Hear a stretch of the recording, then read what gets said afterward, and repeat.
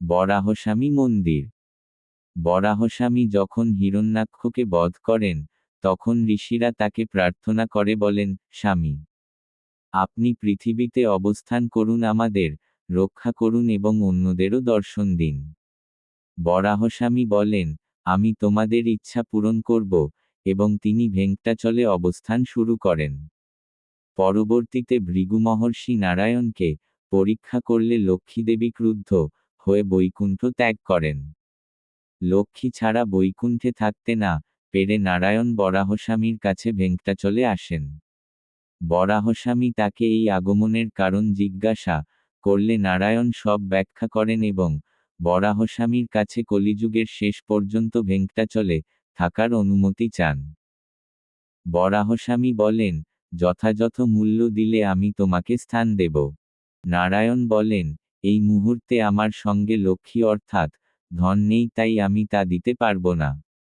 তবে ভবিষ্যতে কলিযুগে যারা আমার দর্শনে আসবে তারা তোমার প্রথম দর্শন করবে। তারা তোমার জন্য পূজা অভিষেক এবং নৈবেদ্য প্রদান করবে। এটাই আমার পক্ষ থেকে তোমার প্রাপ্য ধন। এই প্রস্তাবে বরাহস্বামী সম্মত হন এবং নারায়ণকে 100 হাত স্থান প্রদান করেন। এই কারণেই আজও ভক্তরা ভেঙ্কটেশ্বরস্বামীর দর্শনের আগে বরাহস্বামীর দর্শন করে থাকেন এবং পূজা নৈবেদ্য নিবেদন করেন। স্কন্দপুরাণ থেকে।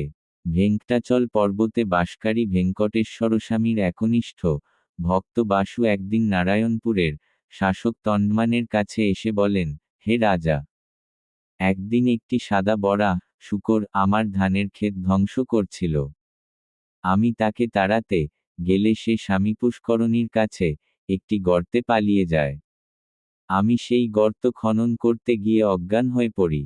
আমার ছেলে ঘটনাটি দেখে ভেঙ্কটেশ্বরস্বামীকে প্রার্থনা করে। তখন সেই বরাহ আমার মধ্যে আবির্ভূত হয়ে আমার ছেলের মাধ্যমে বলে ওঠে, হে নিষাদ রাজা, তুমি তন্দমানের কাছে গিয়ে বলো, হে রাজা, এই গর্তটি কালো গরুর দুধ দিয়ে অভিষেক করো। সেই গর্ত থেকে একটি সুন্দর কালো পাথর বের হবে।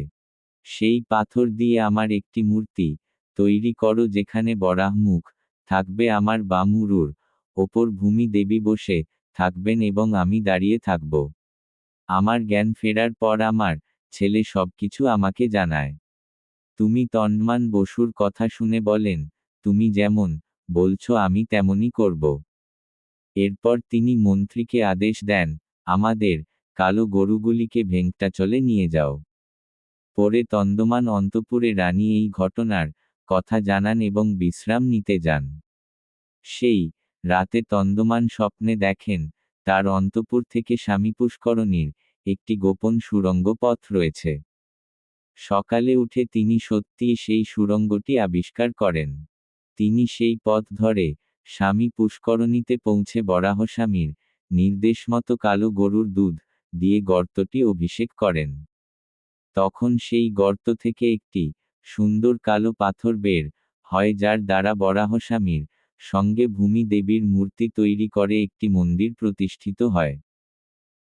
1900 সালে ভেঙ্কটেশ্বরস্বামীর মন্দিরের মহন্ত প্রয়াগদাস ক্ষতিগ্রস্ত বরাহস্বামীর মন্দিরটি পুনরুদ্ধার করেন। বর্তমানে এই মন্দিরে মূল মূর্তি ভূমি দেবীর সঙ্গে বরাহস্বামীর অর্চা মূর্তি, ভেঙ্কটেশ্বরস্বামীর অর্চা মূর্তি এবং শালগ্রাম শিলা বর্তমান। ব্রহ্মোৎসবের শেষ দিনে ভেঙ্কটেশ্বরস্বামী তার পত্নী শ্রীদেবী এবং ভূমি দেবীর সঙ্গে বরাহস্বামীর দর্শনে যান। ভেঙ্কটেশ্বর স্বামী মন্দিরের পাশে থাকা এই বরাহ স্বামীকে আজও ভেঙ্কটেশ্বর স্বামীর আগে আরতি ও পূজা করা হয়।